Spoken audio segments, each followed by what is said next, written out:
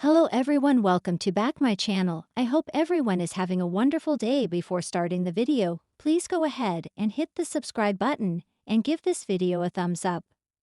The Bold and the Beautiful B&B. Spoilers tease that Jacqueline Messins Wood and her husband Elan Rispoli are expecting their fifth child, which means a maternity leave is in the picture for the portrayer of Steffy Forrester. Fans have been through this route before, 4 times to be exact. And we are expecting a great storyline twist to take Steffy off the canvas for a bit. We think we know what's on the horizon for Steffy, and it's wicked. Luna Nozawa, Lisa Yamada, does not favor her stepmonster, and we predict she makes a ripe move toward her in the coming days. After all, she swore to eliminate that threat to a relationship with Steffy's husband and Luna's dad, Finn Finnegan, Tanner Novlan. Couple this with the fact that Steffy needs a good reason to quit LA, and you have a classic whodunit on your hands. How exactly will Steffy be disappeared? Here are 3 likely scenarios. Let's face it, Luna won't stop trying to see Finn. All of her disobedience could result in Steffy simply saying bye-bye to LA and her home. And who could blame her? Luna tried to kill her once before. Even if Steffy leaves, we know she will return bigger and badder than before. Luna has kidnapped Steffy before. What's to stop her from doing it again? Absolutely nothing. Remember when Luna kidnapped Steffy, put her in a cage, and waited for the building to be demolished? We do, which is why we wouldn't put it past Luna to repeat history. Luckily, Sheila Sharp, Kimberlyn Brown, is onto Luna, so she may be able to stop her before she acts. Then again, knowing Sheila, she might step up to help her granddaughter since she also loathes Steffy. Would Luna actually kill Steffy? Luna could convince Sheila that getting rid of Steffy would free a path to Finn for both of them. That would be mighty enticing to Sheila, but would she risk her redemption? The camera pans across the opulent Forrester estate. Velvet drapes dance in the breeze, and a classical piano melody echoes in the background. But the serenity is deceptive. The seeds of chaos are already taking root. Steffy Forrester, Jacqueline Messins Wood, elegant as ever, lounges by the fireplace, wine glass in hand. Her expression is cool but calculating. After months of tension with Luna Nozawa, Lisa Yamada, things have reached a fever pitch. And neither of them knows that tonight, their fates are about to collide in irreversible ways. A brewing rivalry ignites. For weeks, Steffy has made it no secret that she believes Luna is unworthy of RJ and far too much of a liability to the Forrester name. While publicly cordial, privately, she's been orchestrating Luna's removal from the company and her brother's life. Steffy's latest discovery, Luna's secret pregnancy, has given her the ultimate leverage. "You'll leave on your own," Steffy whispered to herself, tucking the positive test into a Forrester Creations envelope. "Or I'll make sure you never work again." Meanwhile, Luna, unaware her secret has been discovered, is unraveling. The stress of possibly carrying Zen's child, and the fallout from that fateful night under the influence of Poppy's mints, has fractured her mental state. She's been sleepwalking, hallucinating, and experiencing vivid dreams where Steffy taunts her. The ultimatum: leave or be destroyed. Steffy arranges a friendly meeting at the Cliff House. RJ, sensing trouble, tries to intervene, but Luna insists she needs to clear the air. She arrives at the house at dusk. The ocean crashes violently below, echoing the turmoil inside both women. Steffy wastes no time. "I know you're pregnant," she says coldly, placing the test on the table. "And I know it might not be RJ's." Luna's breath catches. Her face drains of color. "I'll keep your little secret, Luna, but you'll resign from Forrester and disappear from RJ's life. If you don't, I'll expose everything, including your drugged betrayal with Zend." Luna begs her to reconsider. "Please, Steffy. I didn't know what I was taking. It wasn't consensual. I didn't know it was Zend until it was too late." But Steffy is unmoved. "That's your story. But how do you think the press will spin it? How do you think RJ will feel when he finds out you kept this from him? You're poison, Luna, just like your mother." A shove, a scream, a fall. The argument escalates. Luna, frantic and cornered, tries to grab the envelope with the test. Steffy pulls it back. There's a struggle near the edge of the patio. Tempers flare, and Luna screams, "You don't get to ruin my life." She lunges, maybe to grab the envelope, maybe to stop Steffy from leaving. It's not clear. There's a scream, a gasp, the sound of cracking pottery. Steffy slips. Luna grabs her wrist, but Steffy's weight pulls them both dangerously close to the cliff's edge. Then Steffy is gone. Silence. Luna stares in shock as Steffy's body disappears into the raging surf below. The wind howls. Luna screams. The aftermath. Luna in hysterics, Finn devastated. Luna races down the rocky path to the beach. But there's no sign of Steffy. Just her scarf, tangled in the brush, and a single red stiletto half buried in the sand. Finn, Tanner Novlan, called by frantic neighbors who heard screaming, arrives just as Luna collapses, sobbing. "It was an accident," she wails.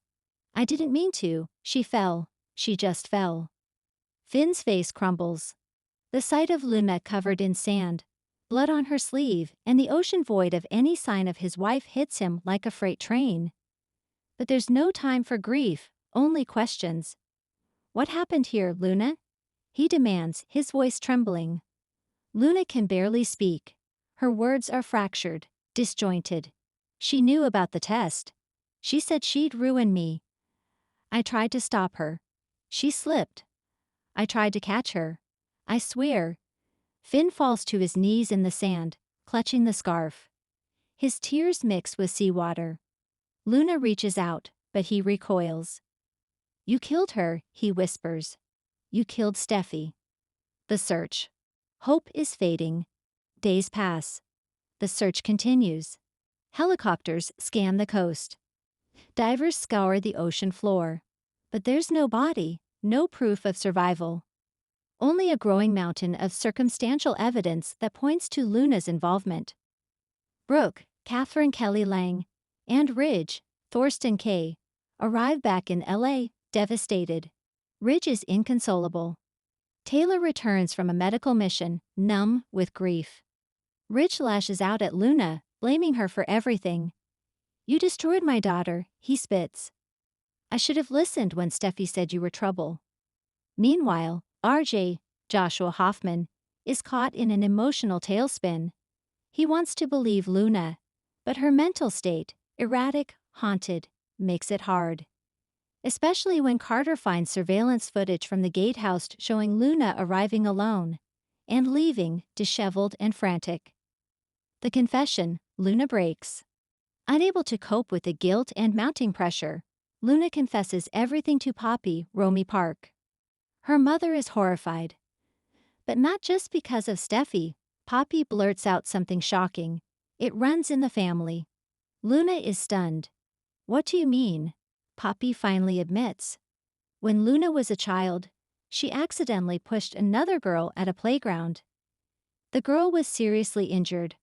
Poppy covered it up, terrified CPS would take Luna away. "You've always had moments, Luna," Poppy says. "Impulse control, blackouts. I thought you outgrew it. But maybe I was wrong." Luna stares at her mother in horror. "You think I'm capable of killing Sumyeon? You already did," Poppy whispers.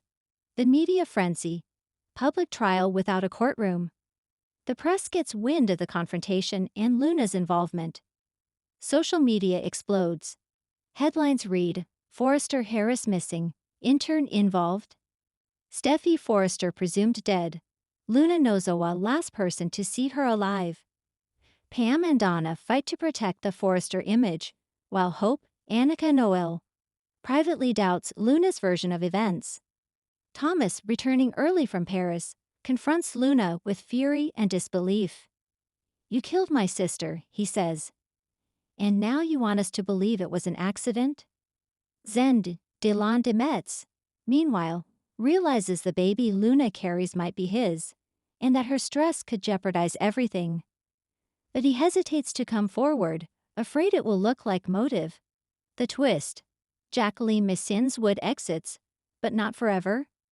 With Steffi's body unrecovered, fans are left in limbo. Is she really dead? Or has the bold and the beautiful left the door open for a future resurrection? Insiders confirm Jacqueline Messins Wood is taking an extended leave from the show for personal reasons, with her exit written in as a presumed death. But producers remain cryptic. We've seen characters fall from cliffs before, says one executive producer with a smirk. Let's just say, don't count Steffi out forever. RJ turns against Luna, and Grace enters. Luna's worst nightmare comes true when RJ finally breaks. You should have told me the truth from the start, he says. I could have helped you. But now, I don't know who you are. Just when Luna hits rock bottom, another bombshell drops. Grace Buckingham, Cassandra Creech, returns to town.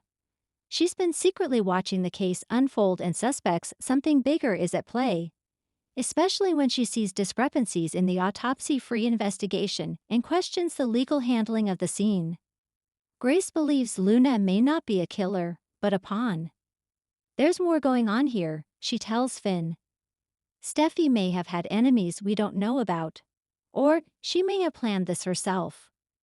Cold Steffi have faked her death. A cryptic scene closes out the week's episodes. In a remote cabin in Big Bear, a shadowy figure walks past a mirror. A hand reaches for a cell phone. On the screen, Luna suspect, RG broken, just as planned. We don't see the face. But the ring, it's unmistakable, Steffi's vintage diamond heirloom. Is she alive? Was this all a test, or a trap? Cliffhanger teaser. What's next? A custody war ignites as Finn and the Forresters consider suing for Hayes, believing Luna's mental state could be a danger to the family. Poppy and Grace square off, old wounds re-emerging as secrets from their pasts rise to the surface. Fendi makes a move, ready to step in and claim Luna and the baby, for better or worse. Thomas spirals, his grief triggering dark memories, and perhaps an old obsession.